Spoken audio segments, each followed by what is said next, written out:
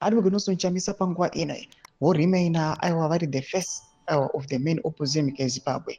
Kuonekwa kunzi aiwa the victory yakasetewa the ruling party ZANU-PF it secured over the weekends nemamwe maby elections akaita aiwa munguva pfupi yatevera mwedzi yapfuura. Kuri kuratidza kuti these guys they are just running my elections avari uncontested, hapamborina kana the real opposition iripo. Sapera mashoko anoonekwa kuti nelsonchamisa panguva ino aiwa ari kuzviita just because as they are celebrating their victory, they're including nelsonchamisa as if he was also contesting. Sapera mashoko budanyirwa panguva ino, don't forget subscribe or like out on the bell icon. BBC noichiexposa our now idzi dzinopostiwana naKUTYA mutisi. Panapa tinoona kuti BBC vanodanyira kuti ZANU-PF cannot celebrate their victory in April without mentioning Chamisa's name.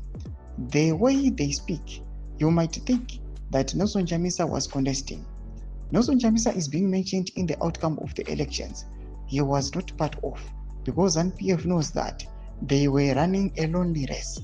Chucking in Chamisa's name will make it sound as if nelsonchamisa is lost. Anoposta picture already the election victory chiratidza ZANU-PF yakawina ubva posta pamwechete neendo yaKUTYA mutisi yamakona kanzi the ZANU-PF candidate won a ward by election in an urban area with a 95.5% of the votes. In the opposition MDCT graciously conceded.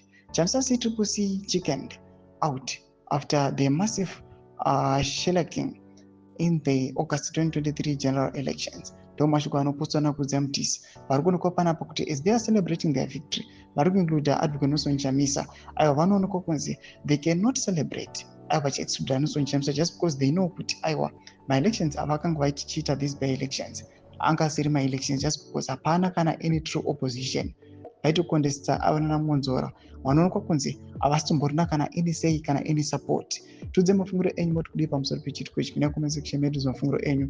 Musaona subscribe or like, chat on the bell icon.